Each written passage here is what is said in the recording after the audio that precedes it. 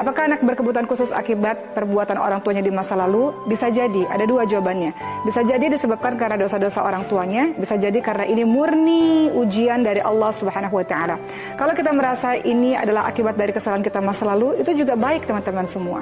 Karena ini membuat kita bukannya makin melemah, tapi membuat kita lebih banyak bertaubat kepada Allah Subhanahu wa taala. Bukankah kalau kita bertaubat kepada Allah Subhanahu wa taala, maka doa-doa kita tiada penghalang langsung menembus kepada langitnya Allah Subhanahu wa taala. Yang membuat doa-doa kita terhalang akibat maksiat kita. Dengan adanya taubat yang kita ucapkan dengan penuh penyesalan setiap hari, maka insya Allah semua doa yang kita panjatkan dikabulkan oleh Allah Subhanahu wa taala. Teman-teman lihat dalam surah Nuh ayat 10 sampai 12. Kalau ingin berbagai macam rezeki berupa anak, harta, kemudian hujan, teman-teman diminta untuk beristighfar kepada Allah Subhanahu wa taala. Jadi nggak salah kalau teman-teman merasa mungkin ada kesalahan saya. Dengan begitu teman-teman banyak bertaubat.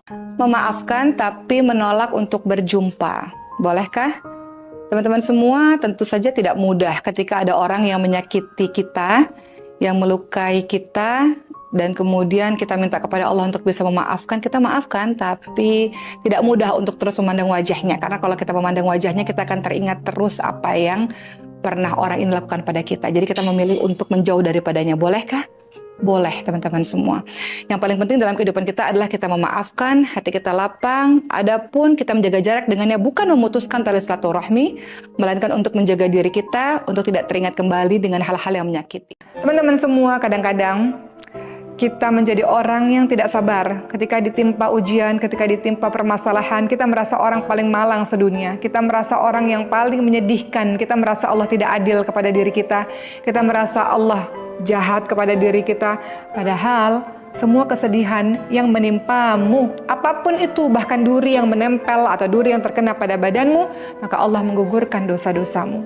Dan kau dinaikkan derajatnya oleh Allah Subhanahu wa taala, dan kau akan dimasukkan ke dalam syurga disambut oleh para malaikat berkat kesabaranmu. Begitu pula rasa syukur yang harusnya ada pada diri kita. Kadang-kadang kita luput dan lupa bersyukur kepada Allah Subhanahu wa taala.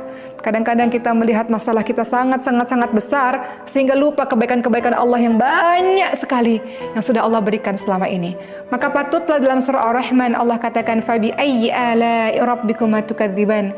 Maka nikmat Tuhanmu yang mana lagi yang kau dustakan?